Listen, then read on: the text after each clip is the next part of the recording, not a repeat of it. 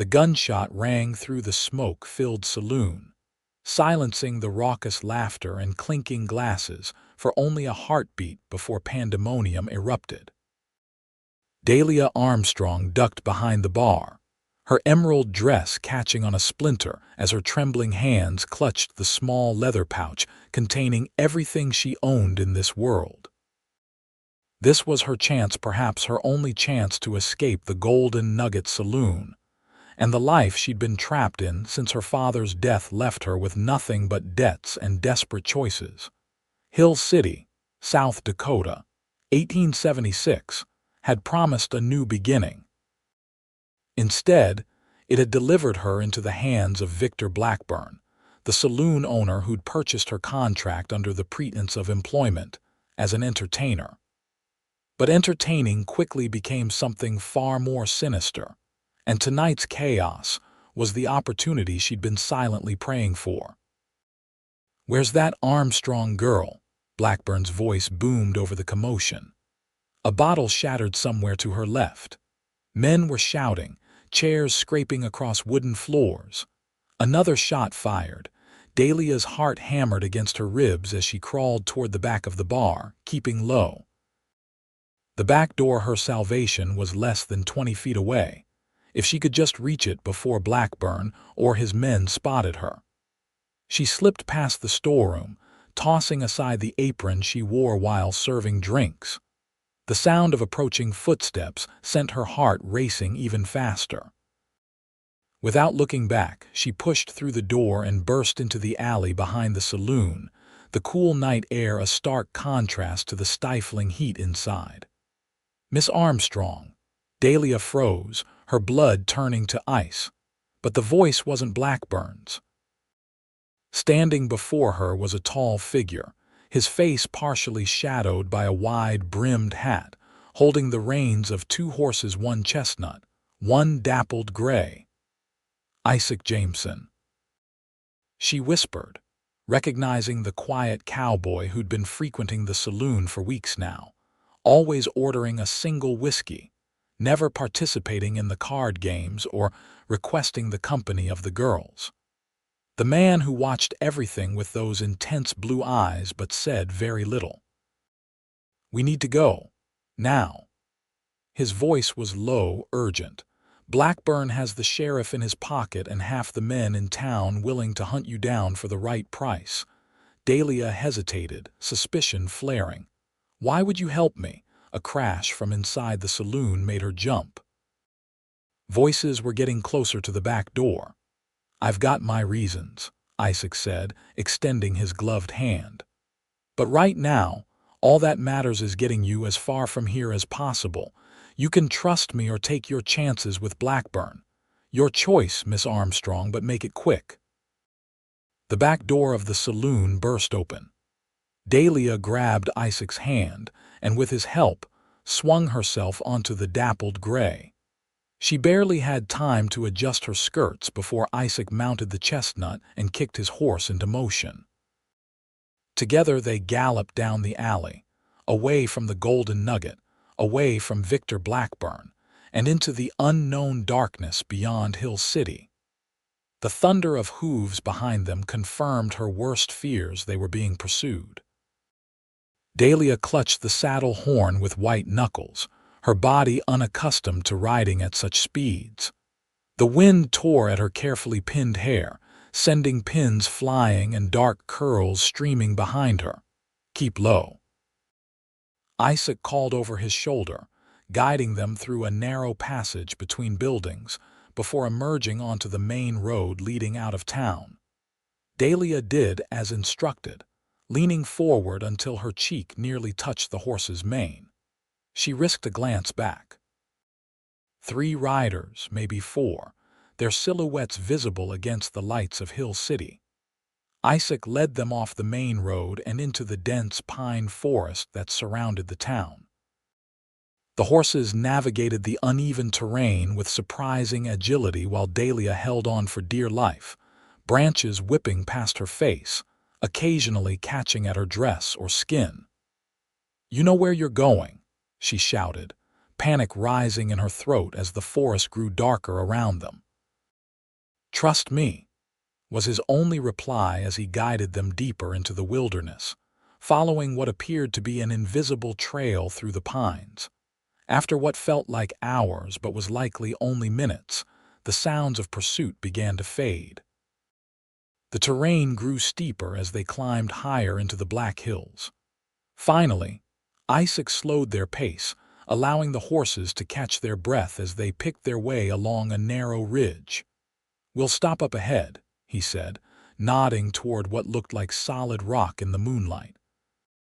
As they drew closer, Dahlia realized it was the entrance to a small canyon, invisible unless you knew exactly where to look. Inside the canyon, a stream trickled down from the rocks, feeding a small pool before continuing its journey downhill. Isaac dismounted with practiced ease and reached up to help Dahlia from her horse. Her legs nearly buckled as her feet touched the ground. She'd never ridden so hard or so long in her life.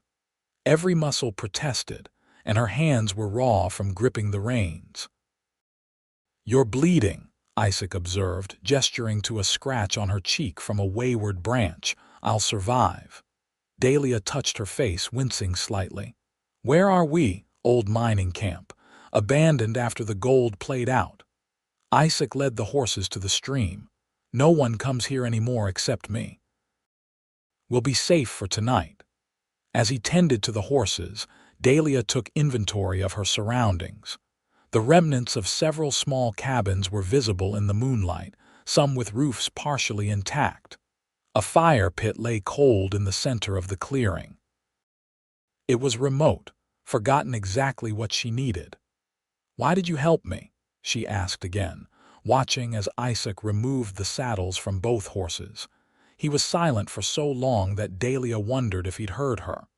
Finally, he straightened, his features serious in the silver light. "I know what Blackburn is, what he does to women like you, my sister." He paused, his jaw tightening. "She wasn't as fortunate as you, didn't get away in time." Understanding washed over Dahlia. "I'm sorry," she whispered. "Don't be sorry, be ready." Isaac gestured to the most intact of the cabins. "We'll rest here tonight, but come dawn, we need to put more distance between us and Hill City. Blackburn isn't a man who gives up easily on what he considers his property." The word property sent a chill down Dahlia's spine. That's all she'd been to Victor Blackburn, another acquisition, another asset to exploit. Inside the cabin, Isaac lit a small lantern, illuminating a space that was Spartan but clean. A bedroll lay in one corner, a small table and single chair in another. A few supplies were stacked neatly against one wall clearly. This was a place he used regularly. "You can take the bedroll," he said, removing his hat and placing it on the table. Without the shadow of the brim, his face was fully visible for the first time: strong jawline, straight nose, and those intense blue eyes that seemed to see right through her. "And where will you sleep?" Dahlia asked, suddenly aware of how alone they were. "I'll manage." He gestured to a folded blanket. "I've slept under worse conditions." Dahlia clutched her small pouch of belongings. "Why did you have 2 horses ready? You couldn't have known I'd escape tonight." A ghost of a smile crossed his face. "I've been watching for weeks, Miss Armstrong. Saw how you looked at that back door every night like it was the gates of heaven. Figured sooner or later you'd make a run for it. Tonight's commotion just provided the perfect opportunity." "The shooting, what happened?" Cattle dispute turned ugly. Isaac shrugged.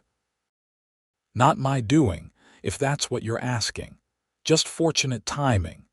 Dahlia sank onto the edge of the bedroll, exhaustion suddenly overwhelming her. "I have nothing to offer you in return for your help, Mr. Jameson." "If you're expecting, I expect nothing," he cut her off, his voice firm but not unkind. "Get some rest. We've got a long ride ahead tomorrow." As Dahlia lay down, still in her emerald dress, she watched Isaac through half-closed eyes. He checked his pistol before setting it within reach, then positioned himself near the door, sitting with his back against the wall, legs stretched out in front of him. A silent guardian. For the first time in months, Dahlia felt something dangerously close to hope. Morning came too quickly, gray light filtering through the cabin's single window. Dahlia awoke disoriented, momentarily forgetting where she was until her eyes fell on Isaac, already awake and heating coffee over a small, smokeless fire he'd built in the cabin's crude fireplace. "You should eat," he said without turning around, somehow sensing she was awake.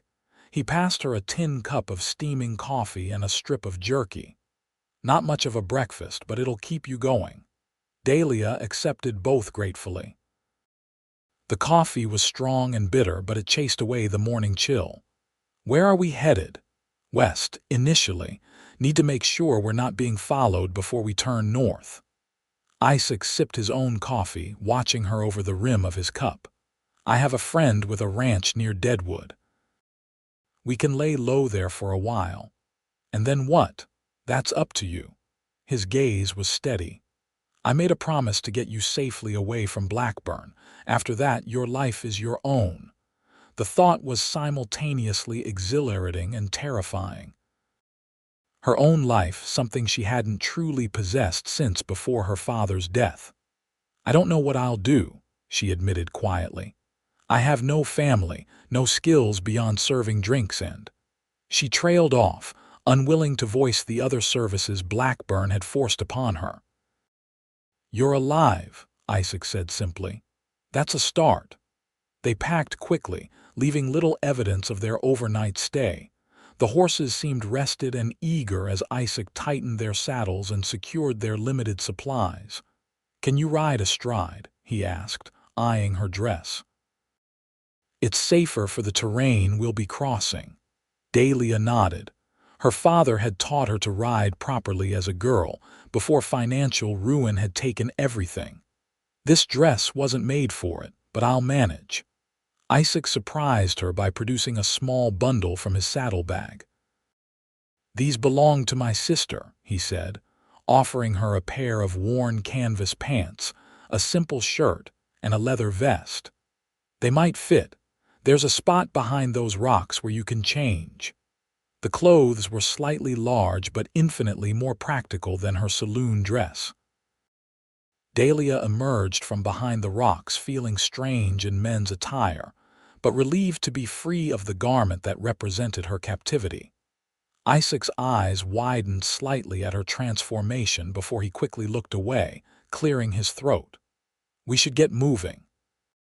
They rode hard through the morning, following game trails and shallow streams to mask their tracks. Isaac was clearly familiar with the terrain, navigating with confidence through the dense forest and rocky outcroppings of the Black Hills. By midday, they paused to rest the horses near a small waterfall. The day had grown warm, the summer sun high overhead.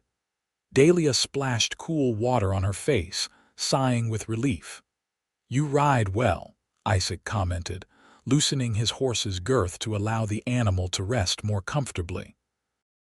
"My father raised horses before he lost everything," Dahlia explained, smoothing her hand over her mount's damp neck. "This gray is a fine animal. What's her name?" "Shadow," Isaac replied, a hint of surprise in his voice at her knowledge of horses. "The chestnut is Thunder. Fitting names." Dahlia smiled, the first genuine smile she'd managed in longer than she could remember. It felt foreign on her face. Isaac's expression softened momentarily before he turned to scan their surroundings. "We should be safe to rest here a while longer. No signs of pursuit since dawn." Dahlia settled on a sun-warmed rock, watching as Isaac checked their supplies. In the daylight, she could see details she'd missed the night before: the slight limp when he walked, the small scar that ran along his jawline, the way his dark hair curled slightly at the nape of his neck. "How long have you been planning this?" she asked suddenly. Isaac paused, considering his answer. "Been watching Blackburn for almost a year. After what happened to my sister, I made it my business to know everything about him and his operations." When you arrived at the saloon 3 months ago, I saw the same look in your eyes that Rebecca had trapped, but not broken. He met her gaze directly. I couldn't save her. Thought maybe I could save you. The raw honesty in his voice touched something deep within Dahlia. What happened to your sister? She asked softly. Pain flickered across his face. Blackburn had a saloon in Cheyenne before moving to Hill City. Rebecca worked there when she tried to leave. He looked away. They found her body in the river 2 days later. Horror washed over Dahlia. I'm so sorry, Isaac. The law did nothing. Blackburn had alibis, paid witnesses. His voice was tight with controlled anger. So I've been tracking him ever since, waiting for the right moment. For revenge, justice, he corrected. But first, I needed to make sure no other woman suffered Rebecca's fate. His eyes met hers again. That's why I was there last night. That's why I had the horses ready. Dahlia absorbed this information, studying the man before her. Not just a random Good Samaritan, but someone with a personal vendetta against Victor Blackburn, a vendetta that had saved her life. Thank you, she said simply, for being there. Isaac nodded once, then returned to checking their supplies. We should move on soon. Still have ground to cover before nightfall. They continued their journey west, gradually turning northward as Isaac became confident they weren't being tracked.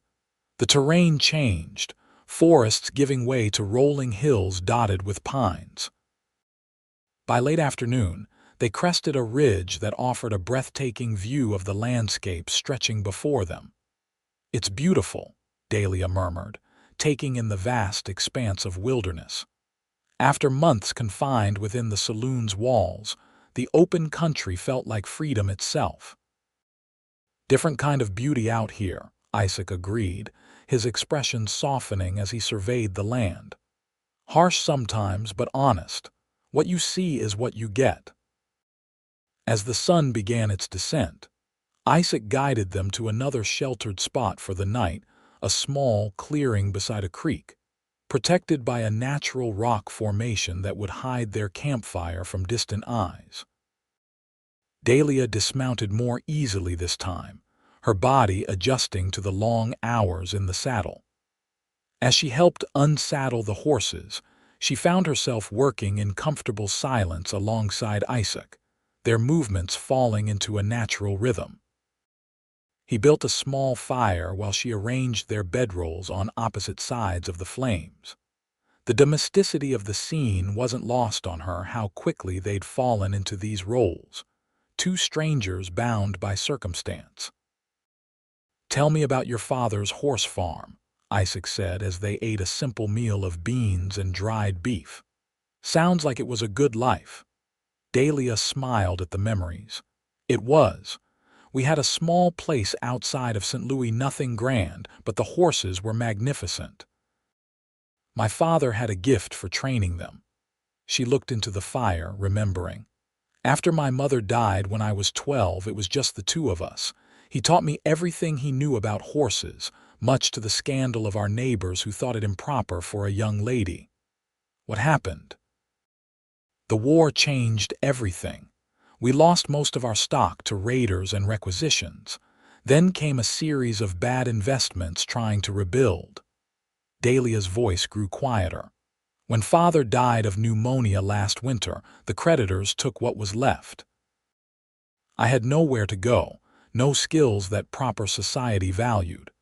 When I saw Blackburn's advertisement for respectable young ladies to work at his new establishment in Hill City, it seemed like the answer to my prayers. A bitter laugh escaped her. Shows how naive I was. Isaac's expression darkened. Blackburn's built his fortune on such naivety. You're far from the first, but hopefully among the last if your quest for justice succeeds.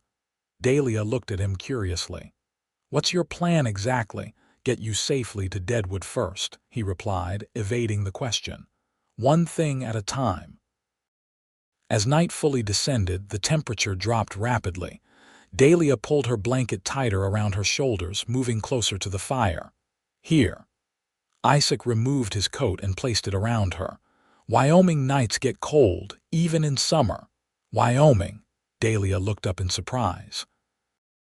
We've crossed the territory line already, about 2 hours ago.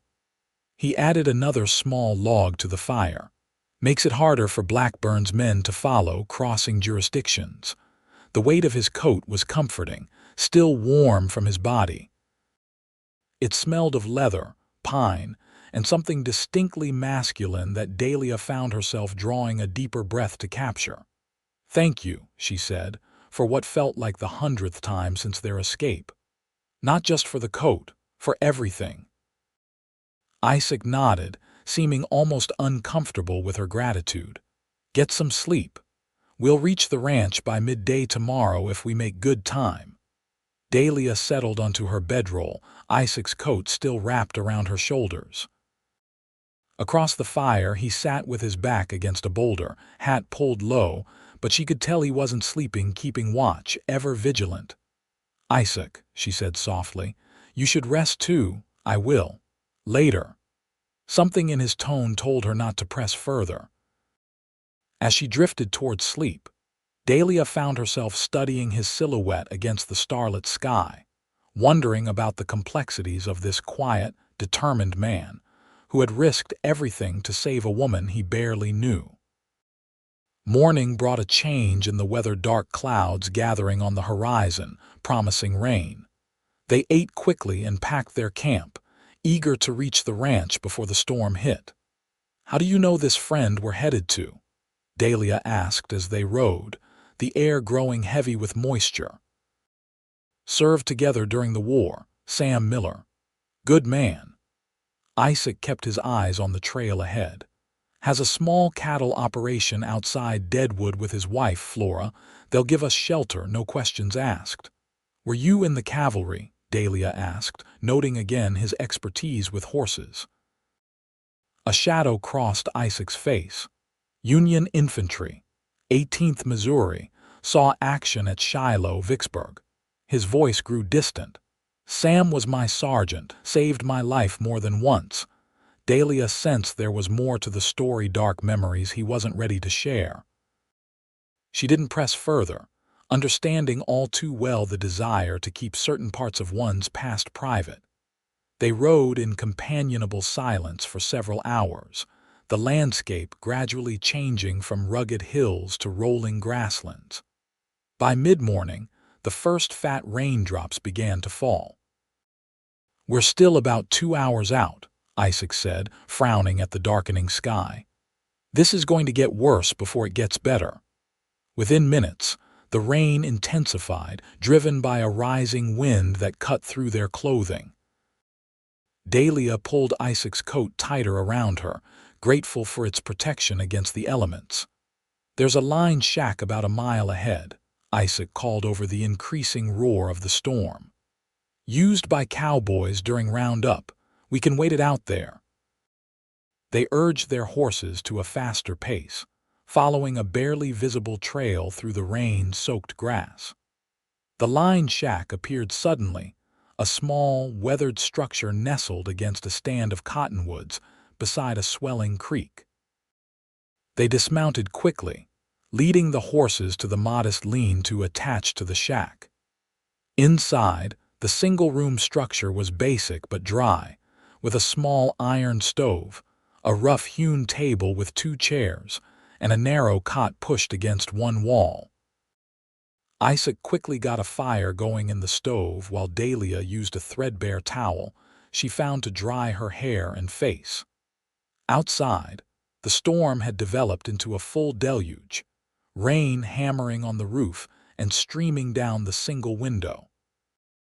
"Might be here a while," Isaac observed, removing his soaked jacket and hanging it near the stove. "These summer storms can blow through quick, or they can settle in for hours." Dahlia nodded, suddenly aware of how small the shack felt with both of them inside. She busied herself arranging their damp belongings near the stove to dry, conscious of Isaac's presence as he moved about the confined space.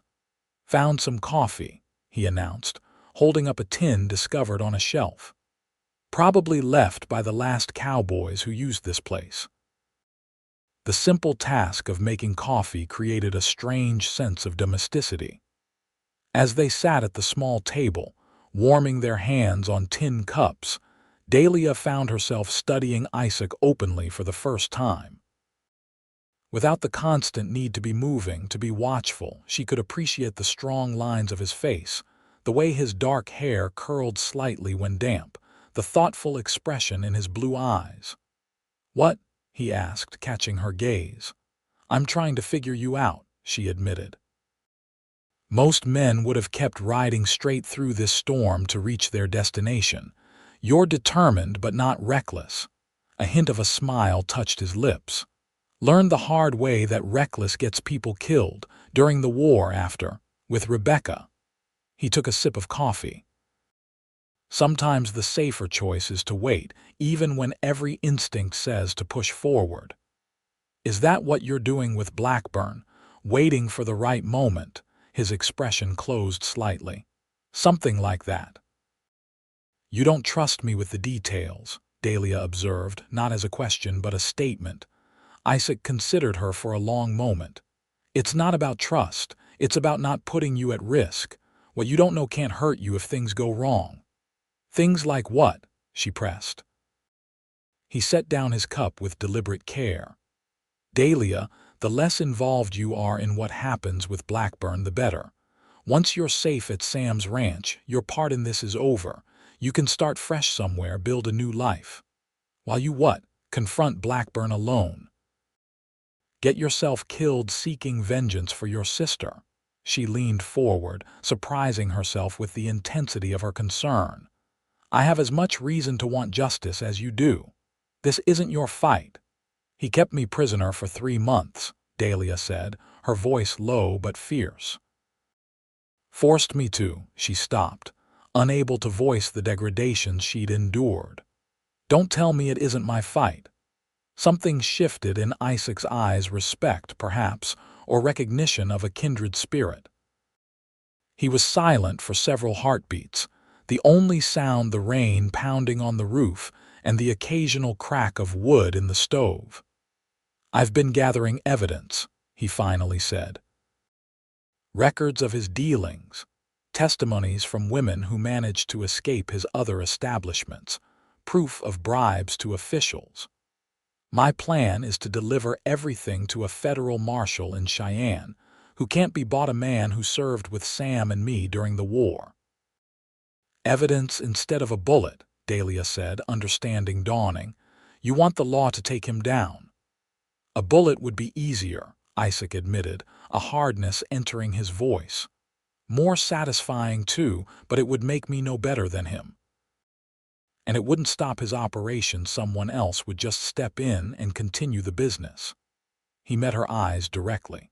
I want to dismantle everything he's built. I want him to rot in prison knowing that his empire is in ashes. Dahlia felt a shiver that had nothing to do with her damp clothes. The quiet determination in Isaac's voice spoke of a deep, patient rage that had been carefully channeled into methodical purpose. How can I help? She asked simply. Isaac looked surprised, then thoughtful. Your testimony would strengthen the case considerably, but I won't ask that of you. Facing him in court, having your name and past made public, it's a high price to pay. One I'm willing to consider, Dahlia said firmly. But first, tell me more about this evidence you've gathered. As the storm raged outside, Isaac shared the details of his year-long investigation, the paper trail he'd followed, the witnesses he'd located, the pattern of corruption and abuse he'd uncovered. Dahlia listened intently, occasionally asking questions or providing insights from her own experience at the Golden Nugget. You're remarkably thorough, she observed when he'd finished. I can see why you were watching the Saloon for weeks before making your move. Patience is something the war taught me, he replied. Wait for the right moment, then act decisively. The rain had begun to ease, transitioning from downpour to steady drizzle. The light in the shack had dimmed with the late afternoon, creating a cocoon of warmth and intimacy around them. "We should probably try to reach Sam's before dark," Isaac said, though he made no move to rise from the table. "Probably," Dahlia agreed, equally stationary. Something unspoken hung in the air between them, a connection forged through shared danger and purpose, growing stronger with each passing hour.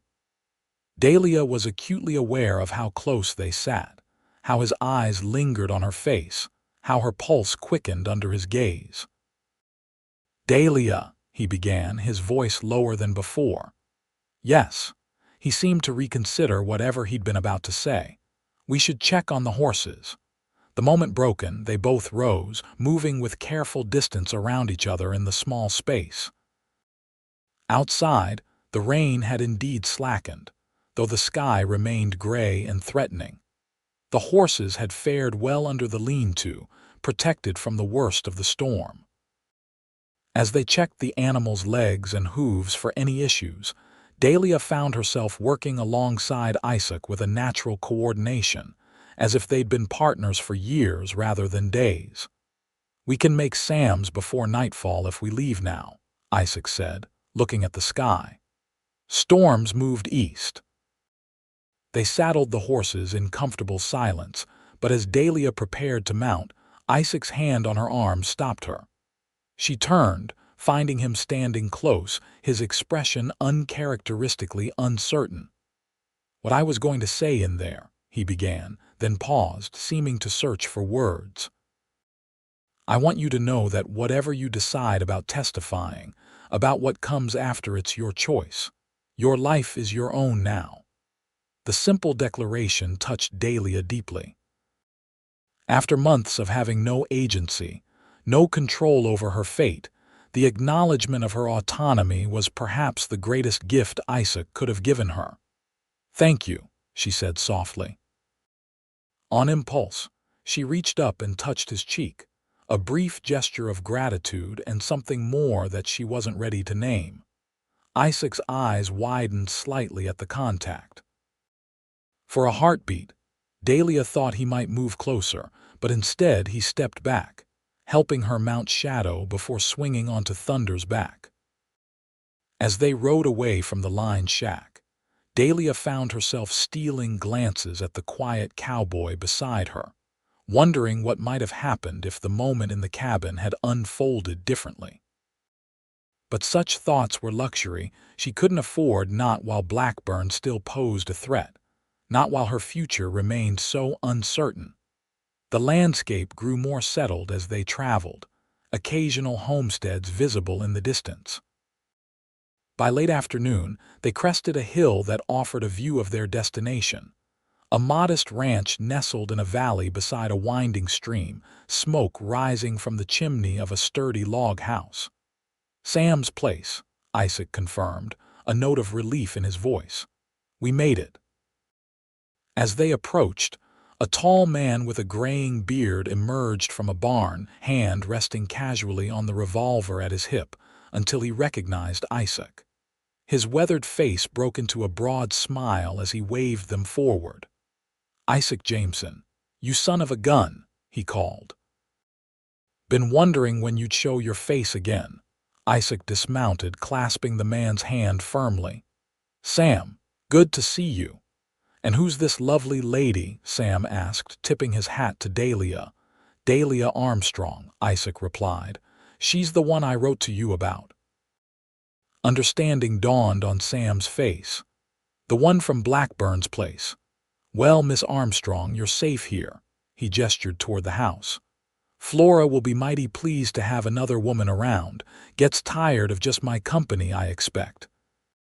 A plump woman with kind eyes appeared on the porch, wiping her hands on her apron. "Isaac," she called warmly. "And you must be Dahlia. Come in, come in. You both look half drowned and completely famished." The welcome was so genuine, the atmosphere so immediately comfortable that Dahlia felt tears pricking at her eyes. After months of hostility and danger, the simple kindness of these strangers was overwhelming. Inside, the ranch house was modest but immaculately kept, with handmade quilts adorning the furniture and the smell of fresh bread filling the air. Flora immediately took charge, showing Dahlia to a small bedroom where she could change into dry clothes, another set loaned by her hostess, while Isaac and Sam tended to the horses. "Those clothes of Isaac's sister don't do you justice," Flora commented as she handed Dahlia a simple but clean dress. "Though I suspect he doesn't mind the view much, if an old woman's observations count for anything." Dahlia felt a blush rise to her cheeks. "It's not like that. He saved my life, that's all." Flora's knowing smile suggested she wasn't convinced. "Isaac Jameson hasn't brought a soul to our doorstep in the 3 years since Rebecca's passing. Not once, until you." She patted Dahlia's hand. "Just an observation, dear. Now get changed before you catch your death of cold." Dinner was a revelation: roast chicken, fresh vegetables from Flora's garden, biscuits still warm from the oven, and apple pie for dessert. Dahlia couldn't remember the last time she'd eaten so well or laughed so freely as she did listening to Sam and Isaac exchange stories from their army days. As the evening progressed, the conversation turned more serious. Over coffee, Isaac outlined what had transpired in Hill City and their narrow escape. "Blackburn won't give up easily," Sam said, his expression grim. "Man's got a reputation for holding grudges and making examples of those who cross him." "All the more reason to move forward with our plan," Isaac replied. "I've nearly got everything we need. With Dahlia's testimony, if she's willing, we can bring the whole operation down." Sam nodded thoughtfully. "Marshal Hayes is still in Cheyenne, still as honest as they come. If anyone can help, it's him." "I'll testify," Dahlia said firmly, drawing surprised looks from both men. "Whatever it takes to stop Blackburn from hurting more women." Isaac's eyes met hers across the table, filled with a mixture of admiration and concern. "It won't be easy," he warned. "You'll have to relive everything, face him in court." "I know." Dahlia's voice was steady. "But I survived it once. I can survive telling the tale." Flora reached over to squeeze her hand. "You're a brave one, Dahlia Armstrong. You'll stay here as long as needed. Our home is your sanctuary." That night, lying in a real bed for the first time in months, Dahlia reflected on how drastically her life had changed in just 2 days. From captive to fugitive to finding this temporary haven, all because a quiet cowboy with haunted eyes had been waiting in an alley with a horse. Sleep came easier than expected, the exhaustion of their journey finally catching up with her. But her dreams were troubled visions of Blackburn finding her, of being dragged back to the Golden Nugget, of Isaac lying motionless on the ground, blood spreading across his chest. She awoke with a gasp, heart racing, to find early morning sunlight streaming through the curtains. The sounds of activity in the house suggested everyone else was already up. Dahlia dressed quickly in the clothes Flora had provided and made her way to the kitchen. Isaac and Sam were absent, but Flora was at the stove cooking breakfast. "The men are checking the south fence line," she explained. "Some posts came loose in yesterday's storm. They'll be back midday." She gestured to the table. "Sit, eat. You look like you could use a good meal or 3." Over plates of eggs and bacon, Flora gently probed for more details about Dahlia's background, her family, her education, her life before Blackburn. Dahlia found herself opening up, sharing stories she hadn't spoken aloud in months. "You've had more than your share of hardships for someone so young," Flora observed. "But there's steel in you, girl. I can see why Isaac was drawn to help you." "He's doing it for Rebecca," Dahlia corrected, "to honor his sister's memory." "Is that what he told you?" Flora's expression was knowing. "Isaac's been tracking Blackburn for 3 years. helped other women escape his saloons before. But you're the first he's ever brought here, the first he's ever personally escorted to safety instead of arranging passage with others." She poured more coffee for both of them. "Makes a person wonder what's different about you." Dahlia absorbed this information, unsure how to respond. Could there be more to Isaac's actions than simple justice for his sister? The way he sometimes looked at her, the tension in the line shack during the storm. "I don't know what happens next," Dahlia admitted. "After Blackburn, after the testimony, I have nowhere to go, no family, no money." "Life has a way of revealing paths when you least expect it," Flora said kindly. "And sometimes, those paths involve people who enter our lives by chance but stay by choice." She stood, gathering their empty plates. "Now, would you like to help me in the garden? Nothing clears the mind like getting your hands in good earth." The morning passed pleasantly, working alongside Flora, learning the rhythms of ranch life. By midday, as promised, Isaac and Sam returned, bringing with them the news that riders had been spotted near the western boundary of the property. "Probably just passing through," Sam said, though his hand rested near his gun belt. "But best to be cautious." "Isaac, take Dahlia to the root cellar while I ride out to investigate." The urgency in both men's voices sent a chill through Dahlia. Isaac led her quickly to the kitchen where Flora was already moving aside a rug to reveal a trapdoor. "It's just a precaution," Isaac assured her, though his expression was grim as he helped her down the rough wooden steps. "Sam's probably right, just travelers passing through, but we can't take chances."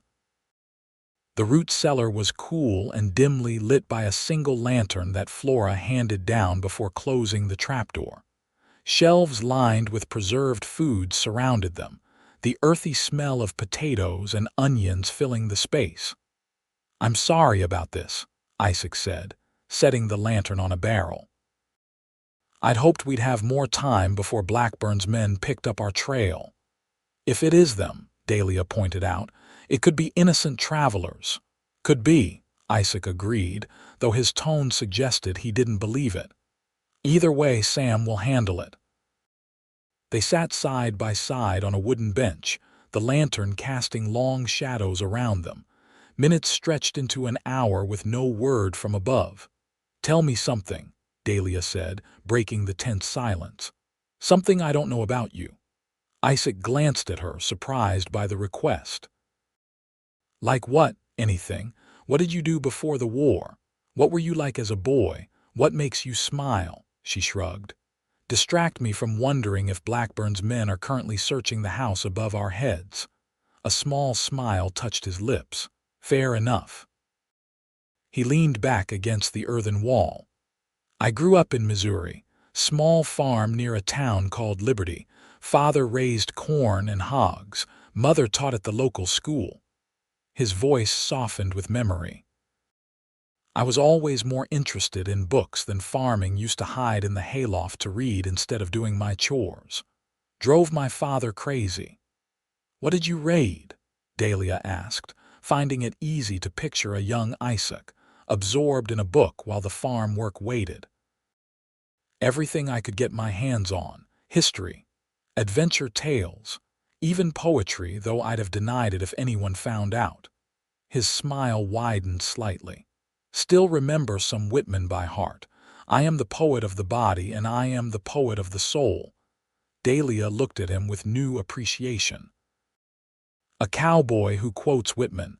You're full of surprises, Isaac Jameson." "Not many opportunities to discuss poetry in saloons and on cattle drives," he admitted, "but the words stay with you." "What happened to your parents?" The smile faded from his face. "Both gone now. Father during the war, not in battle, but from sickness that swept through our county in '63. Mother held on until 70, then her heart gave out.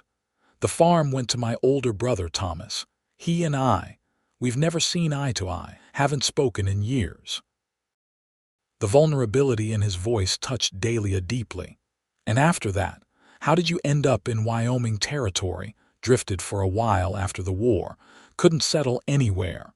The things I'd seen done. He shook his head. Some ghosts follow you no matter how far you ride. Worked cattle drives, did some scouting for the army, found I preferred open country to towns. His eyes met hers in the lantern light. Your turn. Tell me something I don't know about Dahlia Armstrong.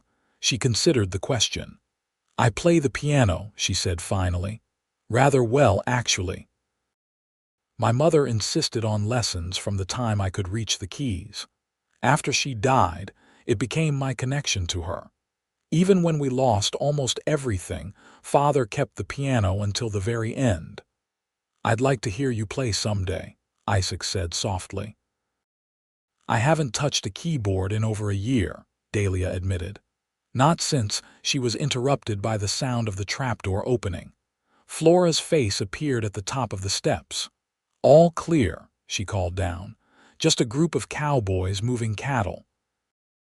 Sam recognized them. They work for the Bartlett spread to the west. Relief washed over Dahlia as Isaac helped her up the stairs. Outside, the afternoon sun was shining brightly. The earlier tension dissipated. False alarm, Sam confirmed, coming in from the yard. But it's a good reminder that we need to move forward with the plan. Isaac, I've been thinking you should take those documents to Hayes sooner rather than later. The longer we wait, the more chance Blackburn has of finding us. Isaac nodded, his expression turning serious. I was thinking the same. I could ride for Cheyenne tomorrow, be back within a week if all goes well. And Dahlia? Flora asked, voicing the question that had immediately sprung to Dahlia's mind. Safest place for her is here with you, Isaac replied. Until we know how Hayes wants to proceed with her testimony. Dahlia felt a surge of disappointment at the thought of Isaac leaving, followed by immediate self-reproach. Of course he needed to go. This was the whole purpose of his mission, the justice he'd been seeking for years. I'll prepare provisions for your journey, Flora said, already moving toward the pantry. As preparations for Isaac's departure consumed the afternoon, Dahlia found herself watching him with a growing sense of unease. What if something happened to him on the road? What if Blackburn's men intercepted him before he reached Marshal Hayes? The thought of never seeing him again created a hollow feeling in her chest that she wasn't prepared to examine too closely. That evening after dinner, Sam excused himself to check on a mare that was close to foaling, and Flora tactfully mentioned needing to finish some mending, leaving Isaac and Dahlia alone on the porch. The sunset painted the landscape in shades of gold and purple, a cool breeze carrying the scent of pine and sage. I don't like the idea of you traveling alone, Dahlia admitted, breaking the comfortable silence that had settled between them. I've made this journey a dozen times, Isaac assured her. Know every trail and hideout between here and Cheyenne. Still, Blackburn has men everywhere. If he suspects what you're doing, Dahlia. Isaac's voice was gentle as he turned to face her. This is what I've been working toward for 3 years. Getting justice for Rebecca, for you, for all the women Blackburn has exploited. I have to see it through. I know. She looked down at her hands, twisting in her lap. Just be careful, promise me. He hesitated, then reached out to cover her restless hands with one of his. I promise. The warmth of his touch sent a current through Dahlia that had nothing to do with fear for his safety.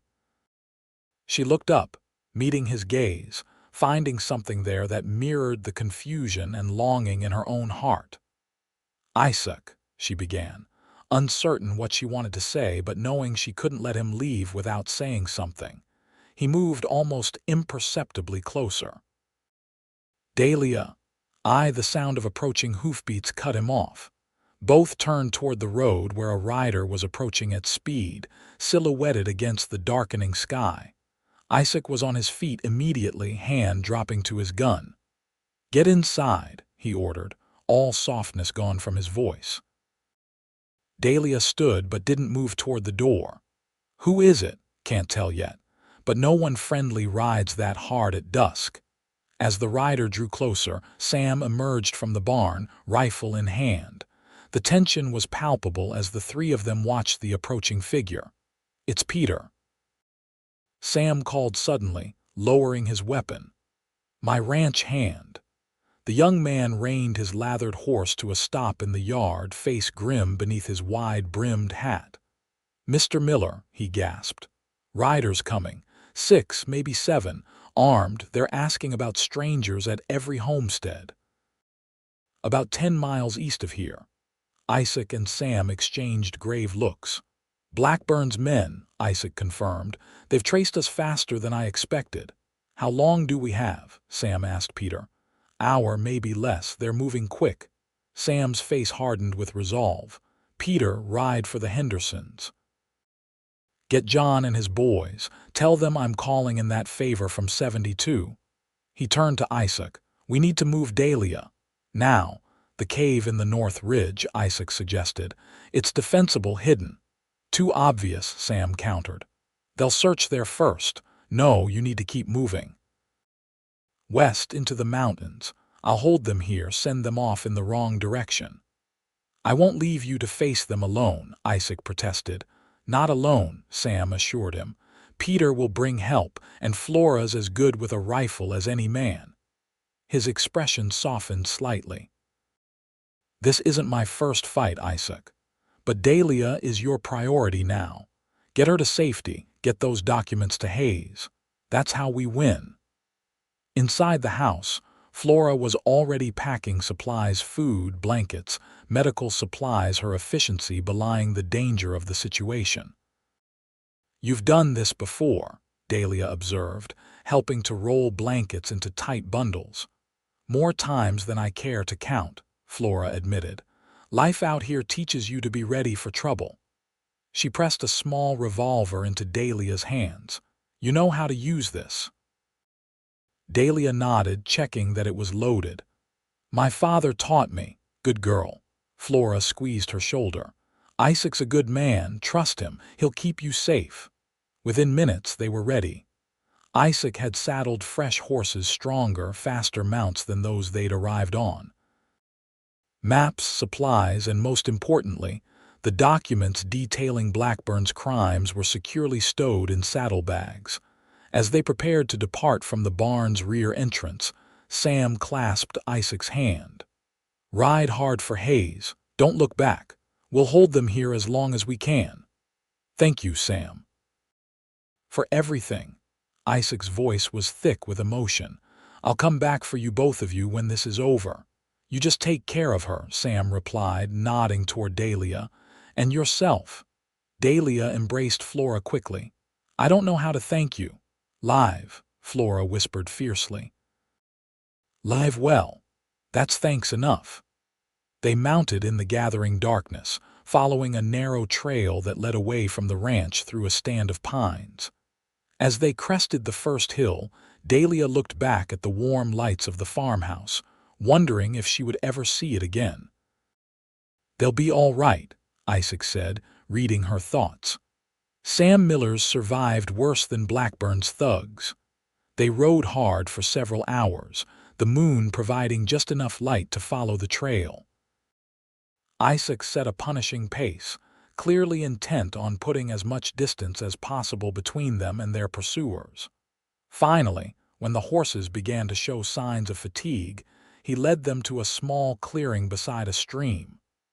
We'll rest here briefly, he said, helping Dahlia dismount.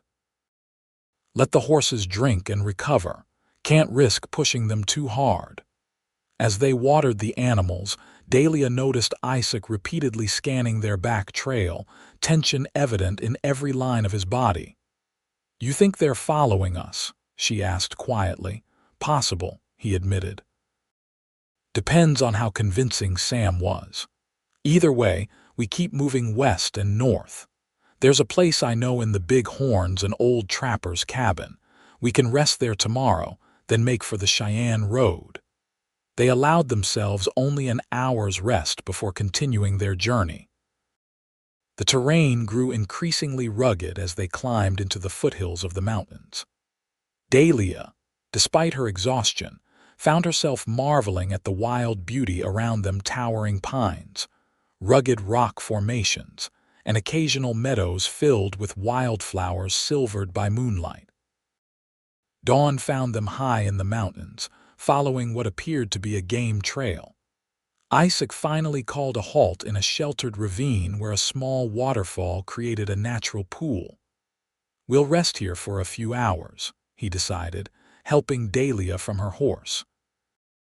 "Both of us need sleep, and the horses need more recovery time." He efficiently set up a small camp, laying out bedrolls beneath an overhanging rock that provided natural shelter. From his saddlebag, he produced jerky and hard biscuits, not a feast, but welcome sustenance after the long night's ride. They ate in comfortable silence, the only sounds the splash of the waterfall and the occasional call of a bird. Dahlia found herself studying Isaac openly, noting the lines of fatigue around his eyes, the stubble darkening his jaw, the way his hands, strong and capable, moved with such deliberate care. "You should sleep first," he said, finishing his sparse meal. "I'll keep watch." "You need rest too," she countered. "I can take first watch." A flicker of something, surprise perhaps, or respect, crossed his face. "You're sure?" "I'm sure." She patted the revolver Flora had given her. "I know how to use this, remember? And I'll wake you at the first sign of anything suspicious." After a moment's hesitation, Isaac nodded. 2 hours, then we switch. Wake me immediately if you hear or see anything unusual."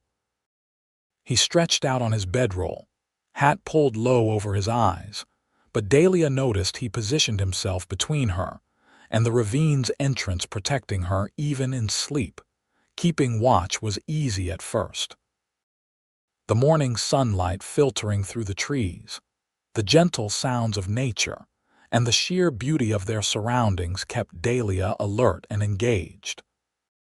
She found herself wondering what it would be like to live in a place like this, free from the constraints of society, connected to the rhythms of the natural world. Her gaze kept returning to Isaac's sleeping form. In repose, the hard lines of his face softened, making him appear younger, less burdened by the weight of his past. Dahlia was struck by how quickly this man had become important to her, not just as her rescuer, but as someone whose thoughts and feelings mattered deeply. It was more than gratitude, she realized with a start, more than the bond formed through shared danger. Somewhere between the alley behind the Golden Nugget and this mountain ravine, Dahlia Armstrong had begun to fall in love with Isaac Jameson. The realization should have frightened her. Instead, it settled in her heart with a sense of rightness that defied logic. Perhaps some connections weren't meant to be explained or analyzed, merely experienced, treasured. When the time came to wake him, Dahlia found herself reluctant to disturb his rest. But as her hand lightly touched his shoulder, Isaac's eyes snapped open, instantly alert. "Everything's quiet," she assured him. "No signs of pursuit." He sat up, running a hand through his hair. "Good, you should rest now." As Dahlia settled onto her own bedroll, she found sleep elusive despite her exhaustion. Her mind kept returning to their moment on the porch before Peter's arrival, the unspoken words, the almost touch. What might have happened if they hadn't been interrupted? "Dahlia." Isaac's voice was soft, pulling her from her thoughts. "Try to sleep. We have a long ride ahead." She turned toward him, finding his gaze fixed on her face with an intensity that made her breath catch. "I'm trying." Something in her tone must have conveyed her tumultuous emotions, because Isaac moved closer, kneeling beside her bedroll. "What is it?" "I'm afraid," she admitted. "Not just of Blackburn or what comes next. I'm afraid of." She faltered, unable to articulate the complex emotions swirling within her. "Of what?" he prompted gently.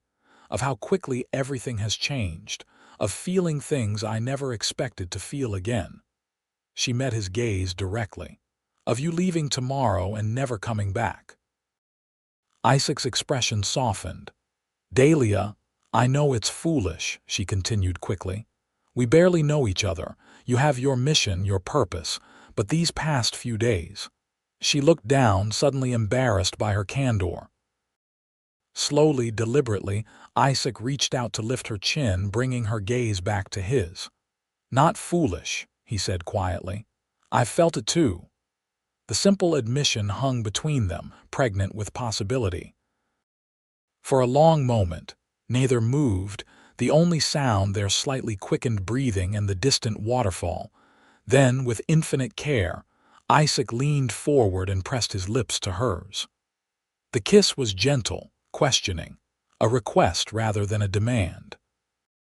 Dahlia responded with a sigh, her hand coming up to rest against his chest, feeling the strong, steady beat of his heart beneath her palm.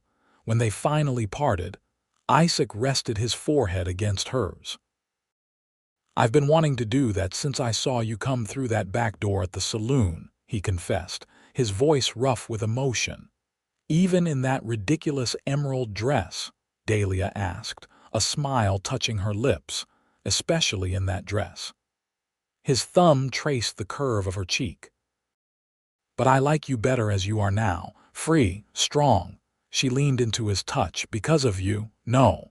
He shook his head slightly. The strength was always there. You just needed the chance to use it. Dahlia closed the distance between them again, this kiss deeper, more certain than the first. Isaac's arms encircled her, drawing her closer until she was cradled against his chest, the steady rhythm of his heartbeat a reassurance more powerful than words. You should still try to sleep, he murmured against her hair after they parted. We have a long journey ahead. Stay with me. She asked softly. In answer, Isaac settled beside her on the bedroll, one arm protectively around her shoulders. Dahlia nestled against him, her head fitting perfectly in the hollow of his shoulder, as if they'd been created to complete each other. Sleep came swiftly then, deep and dreamless, the sense of safety in his embrace more effective than any lullaby. When Dahlia awoke, the light had changed, indicating several hours had passed. Isaac was no longer beside her, but the sound of movement nearby told her he hadn't gone far. She sat up to find him checking the horses, his movements efficient and practiced.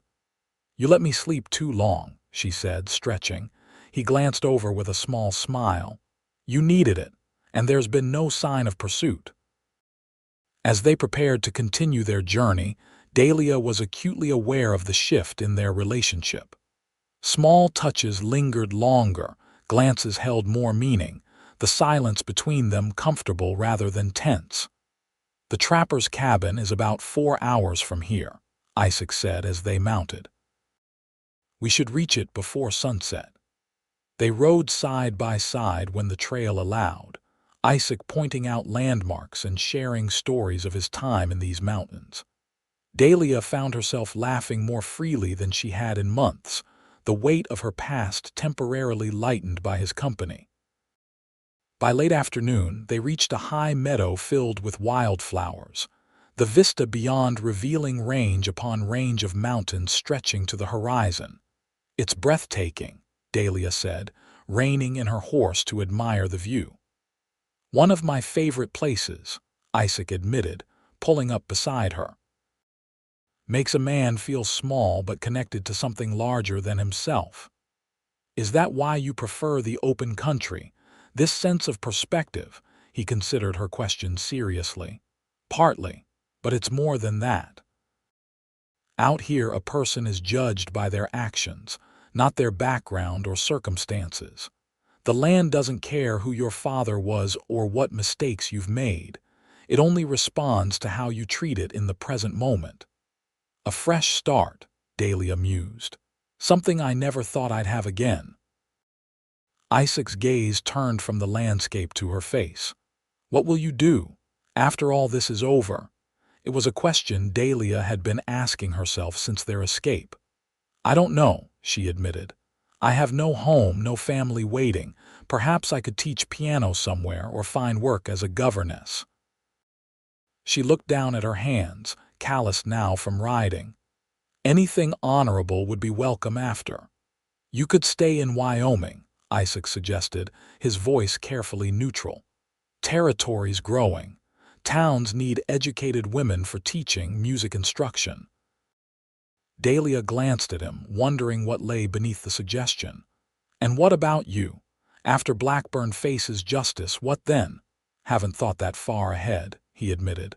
For so long this mission has been everything. He met her gaze directly. But recently, I've started to consider what might come after. The implication hung between them, unspoken but unmistakable. Dahlia felt a flutter of hope in her chest, but was afraid to give it voice. 3 days was too soon to build a future on, no matter how intense the connection between them. They continued across the meadow in companionable silence, each lost in thoughts of what might be possible when the shadow of Blackburn no longer loomed over them. The trapper's cabin appeared as the sun began its descent, a sturdy structure of logs and stone nestled against a cliff face, partially hidden by pines. It was more substantial than Dahlia had expected, with a small corral for horses and even a rudimentary root cellar dug into the hillside.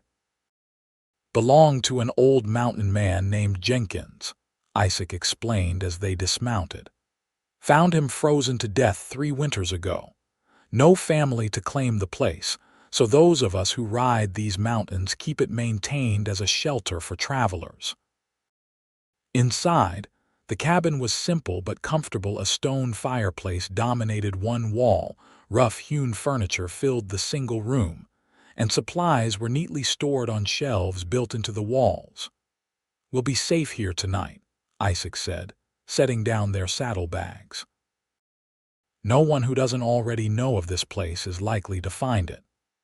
As Isaac tended to the horses, Dahlia explored the cabin, finding it surprisingly well stocked with basic necessities: dried foods, cooking utensils, even a few books left by previous occupants. By the time he returned, she had a fire crackling in the hearth and water heating for coffee. "You've made it homey," Isaac observed, removing his hat as he entered. "Just the essentials," Dahlia replied with a small smile, "but I found some beans and dried meat that look edible. We can have a hot meal tonight." Working together in the small space, they prepared a simple but satisfying dinner. As darkness fell, the cabin took on a golden glow from the firelight, creating an intimate atmosphere that seemed to exist outside of time, separate from the dangers that had driven them there. Sitting side by side at the rough table, they discussed their route for the following day, the journey to Cheyenne, and what might await them there. But beneath the practical conversation ran an undercurrent of awareness, of possibility, that neither could ignore. "Isaac," Dahlia said finally, setting down her tin cup, "what happens if we succeed? If Blackburn is arrested, his operation dismantled?" He leaned back in his chair, considering. "Justice for Rebecca, safety for the women still trapped in his saloons. A chance for you to truly start over without looking over your shoulder. And for you," she pressed gently, "what comes after vengeance?"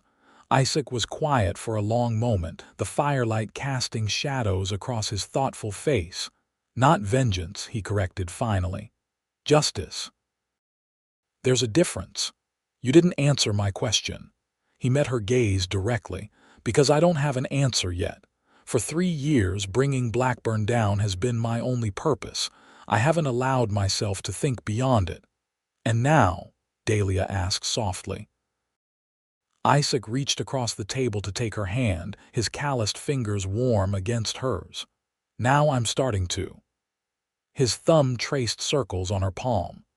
"Dahlia, I know this is fast, too fast maybe, but what's happening between us, I feel it too," she admitted, squeezing his hand. "And yes, it's fast. Unconventional, perhaps even foolish, But after everything that's happened, I'm not inclined to dismiss something that feels this right simply because it doesn't follow the proper timeline. A smile touched his lips. Practical wisdom from a woman who escaped a saloon with a stranger 3 days ago. A woman learns to trust her instincts, Dahlia replied, returning his smile. And mine tell me you're a good man, Isaac Jameson, one worth knowing better. He stood, drawing her to her feet and into his arms. I want to be worthy of that trust, he murmured, his breath warm against her hair. Of you. When he kissed her this time, there was no hesitation, no questioning. Just a certainty that transcended their brief acquaintance, a recognition of something rare and precious growing between them. They moved toward the cabin's single bed as if choreographed, each touch, each kiss an affirmation of their deepening connection. When Isaac paused, his eyes seeking permission, Dahlia nodded, certain in a way she'd never been before. I want this, she whispered. I want you. The night unfolded in tender discovery, their bodies finding the same harmony that their spirits had already embraced. Afterward, lying in Isaac's arms, Dahlia felt a peace she'd thought lost forever, not just physical satisfaction, but a soul-deep contentment that defied explanation. I never expected this, Isaac murmured, his fingers gently tracing the curve of her shoulder. When I waited in that alley, I thought I was fulfilling a promise to my sister I never imagined I'd find. What? Dahlia prompted when he trailed off. He kissed her forehead softly. Hope. A future worth fighting for beyond revenge. They drifted to sleep entwined, the fire burning low in the hearth, the wind whispering through the pines outside, two souls finding harbor in each other after weathering separate storms. Dawn arrived with golden light filtering through the cabin's single window. Dahlia woke to find Isaac already up, dressed and checking his guns with methodical care. Morning, he said, noticing her stirring. Coffee's hot. As she rose and dressed, Dahlia observed a new tension in his movements, the relaxed intimacy of the night before replaced by a focused alertness. What is it? She asked, accepting the cup he offered. Just being cautious, he replied, though his eyes continued to scan the valley visible through the window. We should reach the Cheyenne Road by midday if we make good time. From there, it's a 2-day ride to the city, assuming no complications. They packed quickly, the easy rapport of the previous evening still present but tempered now by the reality of their mission. As they stepped outside to saddle the horses, Isaac suddenly froze, his hand moving instinctively to his gun. What? Dahlia began. SHH. He motioned for her to stay still. Listen. At first, Dahlia heard nothing but the morning birdsong and the soft nickering of their horses. Then, faintly, came the sound that had alerted Isaac, the distant but unmistakable rhythm of approaching hoofbeats. Could be anyone, she whispered, though her heart had begun to race. Could be, Isaac agreed grimly. But not many riders come this way by chance. He quickly led her back inside the cabin, his mind clearly racing through options. Gather only what's essential. The documents, weapons, minimum supplies. As Dahlia hurriedly packed, Isaac moved a large chest away from the wall, revealing a trapdoor. Root cellar, he explained, lifting the heavy wooden door. If it's Blackburn's men you hide here, I'll lead them away from the cabin. No. Dahlia protested. I won't let you sacrifice yourself. Not a sacrifice, he assured her. A tactical retreat. I know these mountains better than any of Blackburn's men. I can lose them, circle back for you. The sound of hoofbeats grew louder, closer. Isaac peered through the window, his expression hardening. 5 riders, he reported, armed, coming straight for the cabin. He turned to Dahlia, his face resolute. No time to argue, take this. He pressed a folded map into her hands. If I don't return by nightfall, follow this route to Deadwood. Ask for Marshal Seth Hayes at the federal office. Give him the documents, tell him everything. "Isaac, please," he silenced her with a kiss fierce and desperate. "I will come back for you, I promise." The intensity in his eyes made it impossible to doubt him. Dahlia nodded, quickly gathering the essential items and descending into the root cellar. The space was small but not cramped, with shelves of preserved foods and a small air vent providing dim light. "Stay quiet, no matter what you hear," Isaac instructed as he prepared to close the trapdoor. "I love you, Dahlia Armstrong." Before she could respond, the door closed, plunging her into semi-darkness. Above, she heard Isaac moving the chest back into place, concealing her hiding spot. The next few minutes were agonizing. Muffled voices, the creak of saddle leather, boots on the wooden porch. Then Isaac's voice, calm but carrying an edge of tension that only Dahlia would recognize. "Morning, gentlemen. Can I help you?" A deeper voice responded, the words indistinct but the threatening tone unmistakable. More voices joined in questions, demands. Isaac's responses were measured, revealing nothing. Then, suddenly, chaos erupted. Gunshots, crashes, shouting. Dahlia pressed her hands to her mouth to stifle a cry, heart pounding so loudly she was sure it would give away her position. The commotion moved outside, more shots, the thunder of hooves. Then, gradually, silence fell. Complete, terrible silence.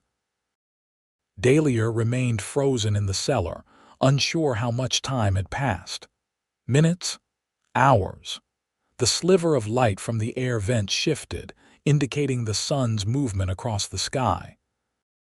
Finally, when the silence had stretched so long that she could bear it no longer, she cautiously pushed against the trapdoor. It didn't budge. Panic flared briefly before she realized the chest must still be in place above. Using all her strength, Dahlia pushed upward. The trapdoor lifted slightly, enough to create a small gap. Through this opening, she called softly, "Isaac." No response. With renewed determination, she pushed again, managing to create enough space to squeeze her arm through and feel for the chest. Gradually, incrementally, she was able to move it just enough to emerge from her hiding place. The cabin was a shambles, furniture overturned, the window shattered, bullet holes peppering the walls. But no bodies, no blood. Outside, the corral stood empty. Both their horses and those of the intruders were gone. Dahlia stood in the center of the destroyed cabin, clutching the precious documents to her chest, torn between hope and despair. Had Isaac escaped? Or had Blackburn's men captured him? And if so, what fate awaited him at their hands? The map Isaac had given her felt heavy in her pocket. Follow this route to Deadwood. Ask for Marshal Seth Hayes. His instructions were clear. Their mission now took precedence over personal feelings. With grim determination, Dahlia gathered what supplies remained usable: a canteen, some jerky, matches, Isaac's spare revolver with ammunition. If she had to make it to Deadwood on foot, so be it. As she prepared to leave, a glint of metal caught her eye. Half hidden beneath an overturned chair lay Isaac's pocket watch, the one she'd seen him consult countless times during their journey. The silver case was dented now, but the watch still ticked steadily when she opened it. Inside the cover was an inscription she hadn't noticed before. To Isaac. "Find your path home. Rebecca." Tears pricked at Dahlia's eyes as she slipped the watch into her pocket. A talisman, a promise. She would complete their mission and find Isaac or learn his fate trying. The journey ahead would be arduous. The mountains were unforgiving to those who traveled them unprepared, and Dahlia had limited wilderness experience. But she also possessed determination, intelligence, and now, a love worth fighting for. Stepping outside the cabin, Dahlia studied the sky, orienting herself as Isaac had taught her during their rides. North. She needed to head north and slightly east to reach Deadwood. Taking a deep breath, She adjusted her small pack of supplies and began walking, one foot in front of the other, toward an uncertain future but with absolute purpose. The afternoon sun beat down as Dahlia picked her way through the rugged terrain, following game trails when possible, consulting Isaac's map frequently. Her progress was slow but steady, each step carrying her closer to Deadwood and, hopefully, closer to finding Isaac. As twilight approached, she found a sheltered spot beneath an overhang to make camp for the night. The small fire she built seemed a poor substitute for the warmth and security of the previous evening, but it provided enough light to study the map more carefully. According to her calculations, she was still at least 2 days' walk from Deadwood, assuming good weather and no injuries. The documents remained secure in an inside pocket of her vest, close to her heart. Occasionally, her hand would stray to Isaac's pocket watch, the steady ticking a reminder of who she was fighting for. Sleep came fitfully, interrupted by every nocturnal sound and haunted by images of Isaac wounded, captured, or worse. By dawn, Dahlia was already on her feet, determined to cover as much ground as possible before the heat of the day made travel more difficult. Mid-morning brought an unexpected blessing, a clear stream where she could refill her canteen and rest briefly. As she knelt by the water, a movement on the opposite bank caught her eye. A doe and her fawn had come to drink, regarding Dahlia with cautious curiosity. The sight filled her with a strange sense of peace. Life continued, regardless of human struggles. The doe and fawn eventually moved on, disappearing into the forest as silently as they had appeared. Refreshed, Dahlia continued her journey. The terrain grew steeper, more challenging, but the map showed a pass ahead that would lead down toward more level ground. As she climbed, loose rocks occasionally gave way beneath her feet, sending small avalanches skittering down the slope. It was on one such treacherous section that disaster struck. A seemingly solid foothold crumbled, causing Dahlia to lose her balance. She fell, tumbling several yards down the rocky incline before coming to a painful stop against a boulder. For a moment, she lay still, stunned by the impact. Then, gradually, she began to assess the damage. Scrapes and bruises aplenty, but miraculously, no broken bones. Her ankle, however, throbbed painfully when she attempted to stand. "Not now," Dahlia muttered through gritted teeth. "Not when I'm so close." Using a sturdy branch as a makeshift walking stick, she forced herself to continue, each step sending jolts of pain up her leg. The going was much slower now, and by late afternoon, Dahlia had to acknowledge that she wouldn't reach the pass before nightfall. Finding a relatively flat spot protected by a cluster of pines, she made camp earlier than planned, using the last of the daylight to examine her ankle. It was swollen but not discolored, a sprain rather than a break, she hoped. Wrapping it tightly with a strip torn from her spare shirt, Dahlia settled in for another uncomfortable night. The pain in her ankle made sleep even more elusive. As she stared up at the stars visible through the pine branches, Dahlia found herself thinking about the strange path that had led her here. From her father's farm to Blackburn's saloon to this mountainside, each stage of her journey had seemed a setback at the time, yet had ultimately brought her closer to Isaac, to a love she hadn't expected to find. "I will find you," she whispered to the night sky, "and we will finish this together." Dawn brought no improvement to her ankle, but Dahlia refused to be deterred. Fashioning a more substantial walking stick, she continued her painful journey toward the pass. Progress was frustratingly slow, each step a negotiation between determination and physical limitation. By midday, she had reached the highest point of the pass. The view was spectacular, rolling foothills giving way to the plains beyond, and in the far distance, What might be the smoke of chimneys rising from deadwood? Hope renewed her strength as she began the descent, finding the downhill trek slightly easier on her injured ankle. But as the afternoon wore on, exhaustion began to take its toll. Her water was running low, her food nearly gone. The documents and Isaac's watch seemed to grow heavier with each passing hour. The sun was setting when Dahlia spotted something that made her heart leap, a thin column of smoke rising from a clearing about half a mile ahead. Civilization. Perhaps a homestead or a mining camp. Either way, it meant people who might offer assistance, directions, possibly even transportation to Deadwood. Gathering her remaining strength, Dahlia limped toward the smoke. As she drew closer, she could make out a small cabin and what appeared to be a corral with several horses. A man was chopping wood near an outbuilding, his back to her approach. "Hello," she called, her voice hoarse from disuse. "Hello, the cabin." The man turned quickly, hand dropping to his side where a gun would typically be holstered, though Dahlia was relieved to see he wasn't armed. He was older, perhaps in his 50s, with a weathered face and gray-streaked beard. "Well, I'll be damned," he muttered as Dahlia limped into the clearing.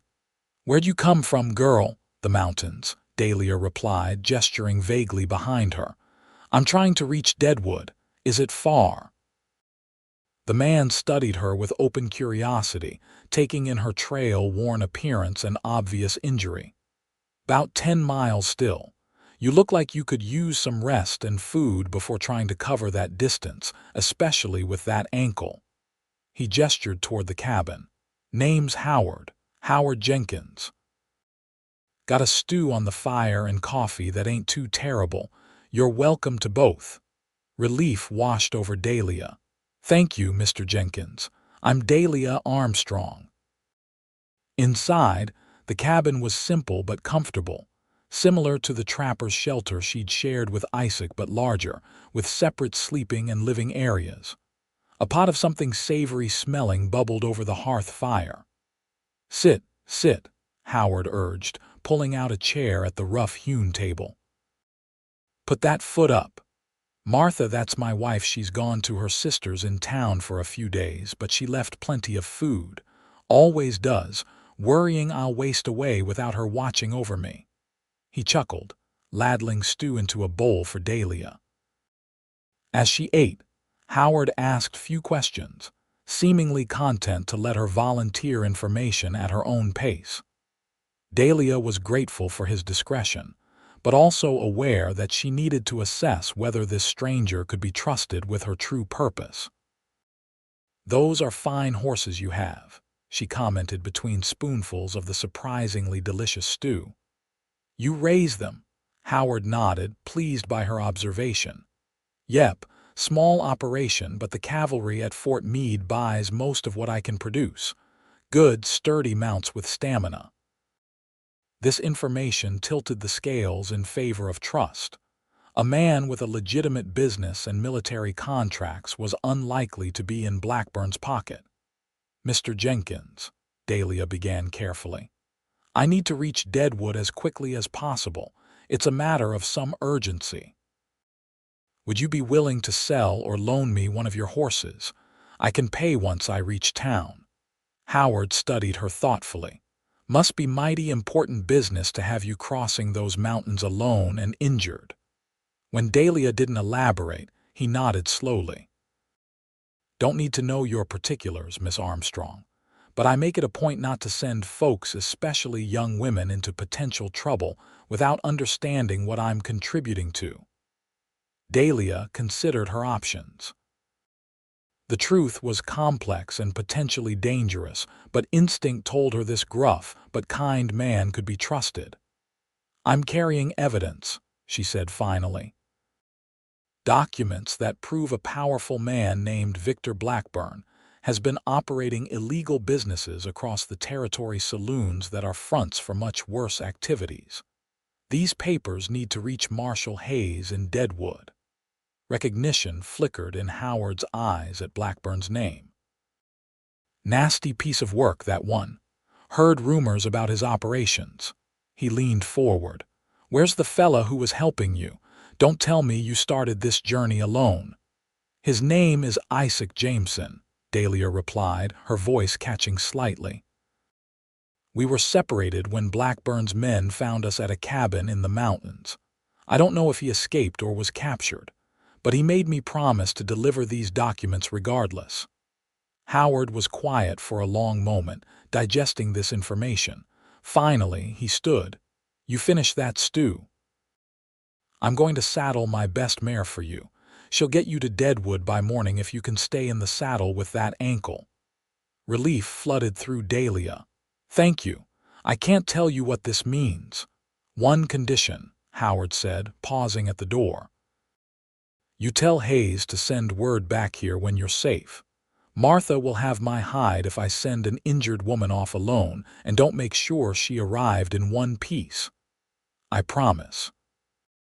True to his word, Howard prepared his finest mare, a sturdy bay named Penny, and provided Dahlia with fresh supplies for the journey. He even fashioned a more secure wrapping for her ankle and gave her a small flask of whiskey, for medicinal purposes only. As Dahlia prepared to depart, Howard handed her a folded piece of paper. Map to Hayes' office. More direct than following the main road into town. Fewer eyes to see you coming. The sun was setting as Dahlia mounted, her heart full of gratitude for this unexpected kindness. I don't know how to thank you, Mr. Jenkins. Just see justice done, he replied simply. And if you find that fella of yours, tell him Howard Jenkins said he's a lucky man. With a final nod of thanks, Dahlia urged Penny forward, toward Deadwood and the culmination of her journey. The mare proved as reliable as Howard had promised, maintaining a steady pace through the gathering darkness. Dahlia's ankle throbbed with each hoofbeat, but the pain was secondary to her determination to reach Hayes before Blackburn's influence could somehow interfere. Following Howard's map, she avoided the main thoroughfares as she approached Deadwood in the early hours of the morning. The town was just stirring to life, shopkeepers opening their doors, miners heading to their claims, the occasional saloon still lit from the previous night's activities. The federal marshal's office was located on a side street away from the main commercial district, a modest building distinguished only by the flag hanging limply in the still morning air. Dahlia dismounted carefully, her ankle protesting after the long ride. Tethering Penny to the hitching post, she straightened her clothing as best she could and touched Isaac's watch for luck before ascending the steps. Inside, a young deputy sat at a desk, looking up with surprise as Dahlia entered. "Can I help you, madam?" "I need to see Marshal Hayes," Dahlia said firmly. "It's urgent." The deputy frowned, taking in her disheveled appearance and travel-worn clothes. "Marshal's busy with—" "Tell him it concerns Victor Blackburn," Dahlia interrupted, "and that I was sent by Isaac Jameson." The name recognition was immediate. The deputy's eyes widened, and without further question, he disappeared through a door behind the desk. Moments later, a tall, broad-shouldered man with a neatly trimmed gray beard emerged, sharp eyes quickly assessing Dahlia. "I'm Seth Hayes," he said, his voice deep and authoritative. "You mentioned Jameson. My name is Dahlia Armstrong. Isaac and I were traveling together until 2 days ago when we were separated during an attack by Blackburn's men." She reached into her vest, withdrawing the carefully preserved documents. "Isaac wanted to ensure these reached you, regardless of what happened to him." Hayes accepted the papers with a grave nod, gesturing for her to follow him into his private office. Once the door was closed, he spoke again.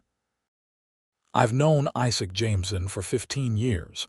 If he sent you with these, he must trust you completely." He settled behind his desk, examining the documents with practiced efficiency. "Can you help?"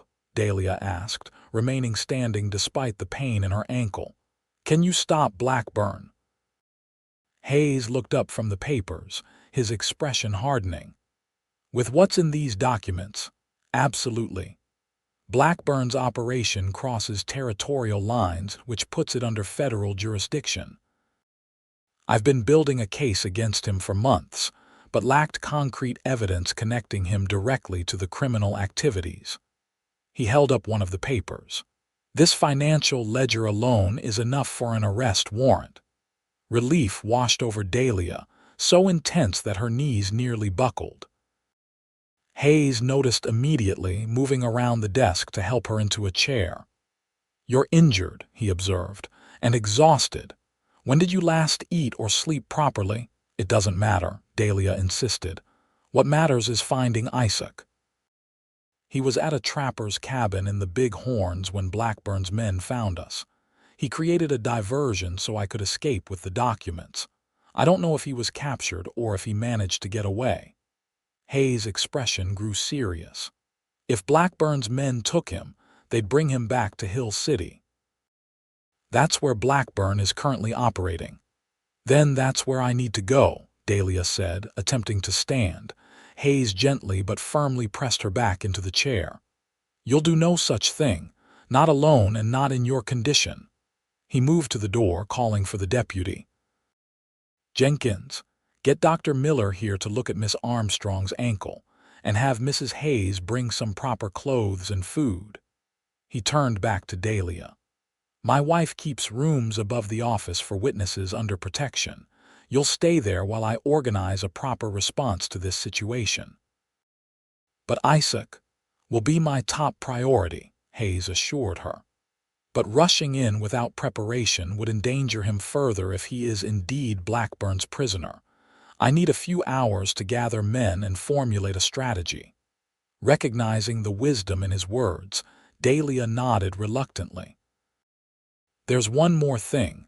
I promised Howard Jenkins he helped me reach Deadwood that I'd send word once I arrived safely." Hayes smiled slightly. "Old Howard, eh? Good man. I'll send a rider immediately." He studied her face. "You've shown remarkable courage, Miss Armstrong." "Isaac chose his ally well." "I love him," Dahlia said simply, "and I won't rest until he's safe. Understood?" Hayes' expression softened momentarily. "Rest now, eat. Let the doctor tend to your ankle. By nightfall, we'll be ready to move against Blackburn and find Isaac one way or another." The next few hours passed in a blur of activity. The doctor pronounced Dahlia's ankle a moderate sprain, wrapping it properly and recommending limited movement. Mrs. Hayes, a motherly woman with kind eyes and practical hands, provided clean clothes, a hot bath, and a meal that left Dahlia nearly weeping with gratitude. From the room above the marshal's office, Dahlia could hear the comings and goings below, deputies being dispatched, messages sent and received, the murmur of men planning strategy. Despite her exhaustion, sleep eluded her. Each time she closed her eyes, she saw Isaac, sometimes as she'd last seen him, determined and protective. Other times, imagined scenarios of him wounded or worse. Late afternoon brought a knock at her door. Marshal Hayes entered, his expression grave but determined. "We're ready to move," he announced. "I've gathered 12 deputies and contacted the military at Fort Meade for additional support if needed." "I'm coming with you," Dahlia said immediately, already reaching for her boots. Hayes looked as if he might object, then seemed to reconsider. "You know Blackburn's operation from the inside. Your knowledge could be valuable." He hesitated. "But I need your word that you'll follow orders without question. This will be a carefully coordinated operation." "You have it," Dahlia promised. "I won't do anything to jeopardize Isaac's rescue or Blackburn's arrest." Within the hour, they were on the road to Hill City, a formidable procession of lawmen riding with grim purpose. Dahlia, mounted on a fresh horse provided by the marshal, rode near the front, her ankle throbbing but her determination unwavering. As they traveled, Hayes briefed her on the plan. We'll approach Hill City after dark. My men will surround the Golden Nugget while a smaller team and I enter to make the arrest. Another group will search Blackburn's residence on the outskirts of town. If Isaac is being held prisoner, where would Blackburn keep him? Dahlia asked. Hayes considered. There's a storage building behind the saloon that reportedly has a cellar. According to informants, Blackburn has used it in the past to detain those who crossed him. The mental image of Isaac confined in such a place sent a chill through Dahlia, but she forced herself to remain focused. The cellar has a hidden entrance from inside the storage room, she confirmed. I once overheard Blackburn discussing it with his men. This information visibly impressed Hayes. Valuable intelligence. We'll prioritize securing that location. The miles passed slowly, each hoofbeat bringing them closer to Hill City, and the confrontation that would determine Isaac's fate and Dahlia's future. As the sun began to set, painting the horizon in shades of orange and purple, Dahlia found her hand straying to Isaac's pocket watch, drawing strength from its steady ticking.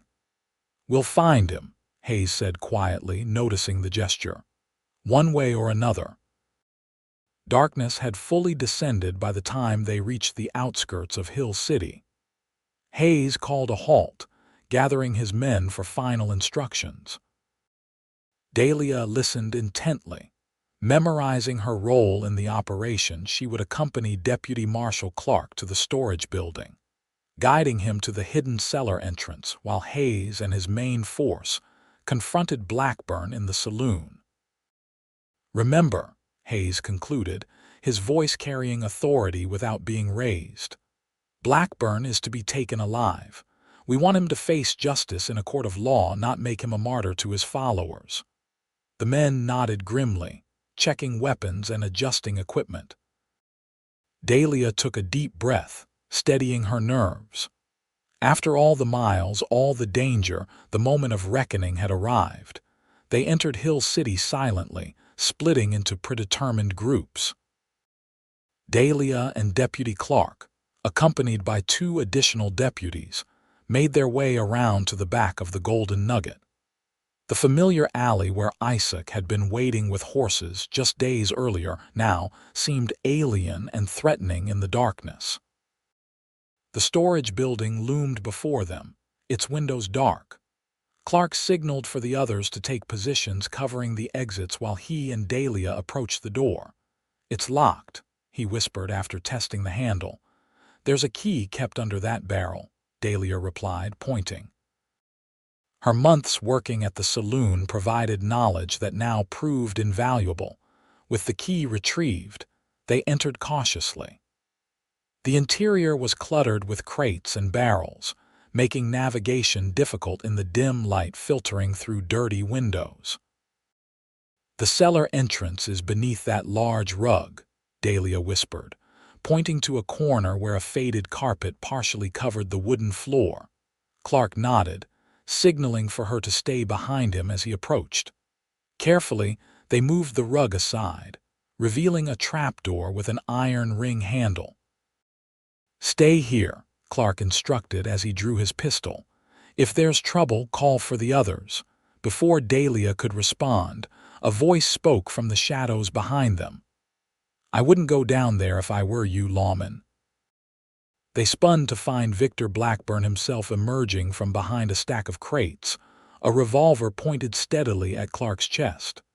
Miss Armstrong, he said, his voice silky with menace. How disappointing to find you in such company, and after all I did for you. Dahlia's blood ran cold at the sight of the man who had made her life a living hell for months. He looked exactly as she remembered, expensively dressed, immaculately groomed, with eyes that held not a hint of human warmth. Put down the gun, Blackburn, Clark ordered, his own weapon trained on the saloon owner. You're under arrest. Blackburn smiled thinly. I think not. You see, this building is currently surrounded by my men. Your little raiding party has walked into a trap. His gaze shifted to Dahlia. I knew you'd come back for your cowboy. So predictable, these romantic attachments. A wave of hope surged through Dahlia at the implication. Isaac is alive. For now, Blackburn confirmed casually. Though his condition leaves much to be desired after our conversations about your whereabouts and the missing documents. Rage flashed through Dahlia, momentarily overriding her fear. If you've heard him, you'll what? Blackburn laughed softly. You're in no position to make threats, my dear. Neither are you, came Hayes' voice from the doorway. He stood with 4 deputies, all with weapons drawn. Your men outside have been neutralized. The saloon is secure. It's over, Blackburn. For the first time, uncertainty flickered across Blackburn's face. But it was quickly replaced by calculation as his grip on his gun tightened and he backed toward the trapdoor. Perhaps this particular game is ending, he acknowledged, but not quite as you expect. In one fluid motion, he fired not at Hayes or Clark, but at the lantern hanging nearby.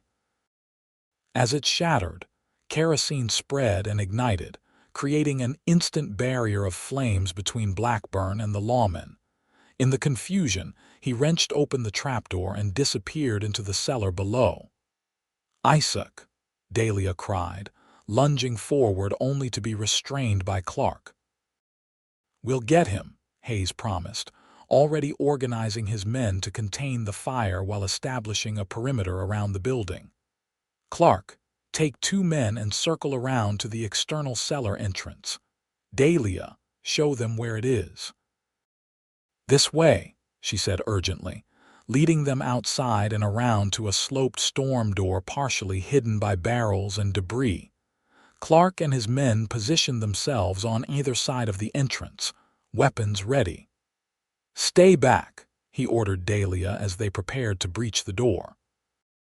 But the thought of Isaac trapped below with Blackburn was more than she could bear. The moment Clark and his men entered, Dahlia followed, her injured ankle forgotten in her desperate need to reach Isaac. The cellar was dimly lit by a single oil lamp, revealing a space that was part storage area, part makeshift prison.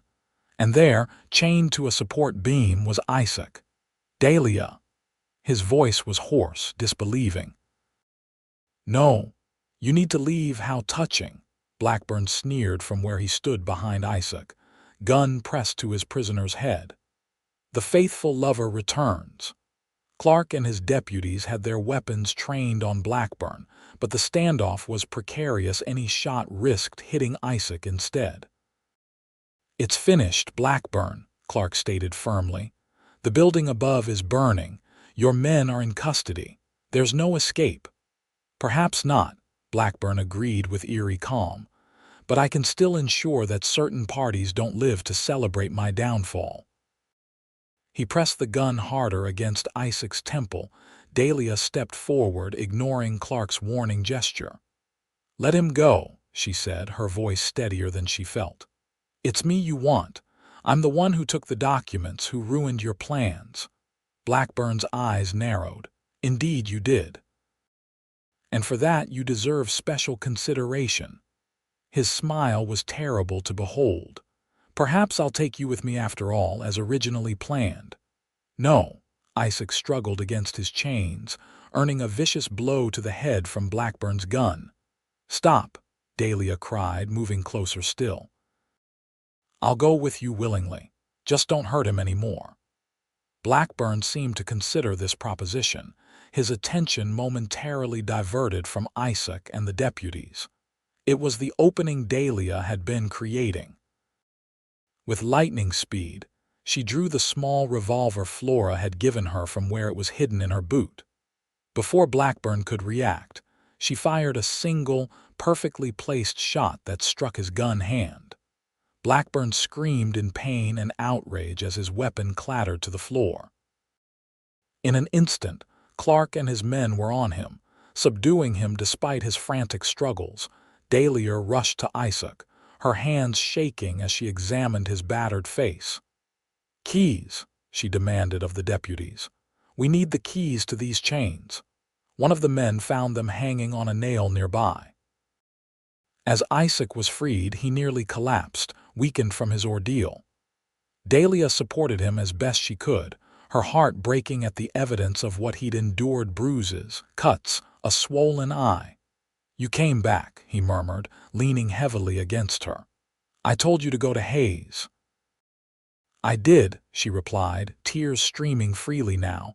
"And then I came for you. Did you really think I wouldn't?" A ghost of a smile touched his split lip. "Stubborn woman. Learned from a stubborn man." Around them, the deputies were securing Blackburn and preparing to evacuate the increasingly smoke-filled cellar. Hayes appeared at the entrance, shouting orders to hurry. With help, they managed to get Isaac up the stairs and out into the night air. Behind them, the storage building was fully engulfed in flames, casting an apocalyptic glow over the scene. Throughout the town, commotion reigned as Blackburn's operation was systematically dismantled, deputies leading handcuffed men to waiting wagons, freed women emerging from the saloon, townspeople gathering to witness the spectacular fall of the man who had held Hill City in his grip for too long. A doctor was summoned to attend to Isaac's injuries. As they waited, Dahlia held his hand, refusing to leave his side even when Hayes needed her statement about what had transpired in the cellar. "You could have been killed," Isaac said quietly when they finally had a moment alone, his voice hoarse with emotion. "Coming after me like that." "So could you," she countered, creating that diversion at the cabin, facing Blackburn's interrogation alone. He reached up to touch her face, his fingers gentle despite his injuries. "I would do it again. For you." "As would I," Dahlia replied simply. "For you." The doctor pronounced Isaac's injuries painful but not life-threatening: cracked ribs, numerous contusions, mild concussion. "Rest and care are what he needs now," the physician advised, "and someone to watch over him for the next few days." "I'll do that," Dahlia said firmly, brooking no argument. Hayes arranged for them to stay at the home of Hill City's mayor, a man who, it transpired, had been secretly gathering evidence against Blackburn himself, but had lacked the resources to act. The mayor's wife, a motherly woman reminiscent of Flora, fussed over them, providing clean clothes, hot meals, and a quiet room where Isaac could recover. For 3 days, Dahlia rarely left Isaac's side, tending to his injuries, helping him regain his strength, and sharing the details of her journey from the trapper's cabin to Deadwood. In turn, Isaac recounted his capture and the interrogation he'd endured, Blackburn's increasingly desperate attempts to learn where the documents had gone and who else might be involved in the plot against him. "I never doubted you'd reach Hayes," Isaac said as they sat together on the mayor's porch on the 4th evening. "But I feared what Blackburn might do if he managed to recapture you." "I was more afraid of not finding you alive," Dahlia admitted, her hand finding his. "When I saw you in that cellar," he squeezed her fingers gently, "but you did find me, and then proceeded to outshoot a notorious criminal." A smile touched Dahlia's lips. "Flora's lessons paid off. Remind me to thank her personally," Isaac said with feeling. They fell silent, watching the sunset paint the sky in brilliant hues. In town, the cleanup continued, the charred remains of the storage building being cleared, the Golden Nugget now closed and under government control. Blackburn and his closest associates had already been transported to Cheyenne for trial, accompanied by Marshal Hayes himself. "What happens now?" Dahlia asked softly, the question encompassing far more than the immediate future. Isaac turned to face her, his expression serious despite the healing cuts and bruises. "That depends on you." "On me," he nodded. "Hayes offered me a position as deputy marshal based in Deadwood, said my experience and knowledge of the territory would be valuable." It would mean a permanent home, stable income. Dahlia's heart quickened. That sounds like a fine opportunity. It would be, Isaac agreed. But I told him I needed to discuss it with someone first, someone whose opinion matters more than any job offer. Understanding dawned in Dahlia's eyes. Isaac. He shifted to take both her hands in his. Dahlia Armstrong, the past week has shown me what truly matters in this life. Not revenge, not the past, but the future, a future I can only imagine with you in it. His gaze held hers steadily. I know it's fast. I know we've known each other only days rather than the months or years that convention might dictate. But I also know that I love you with a certainty that defies explanation. Tears welled in Dahlia's eyes. I love you too, she whispered. Then marry me, Isaac said simply. Be my wife, my partner. Build a life with me in Deadwood or anywhere else you might wish to go. Joy, pure and overwhelming, flooded through Dahlia. Yes, she answered without hesitation. Yes, I'll marry you.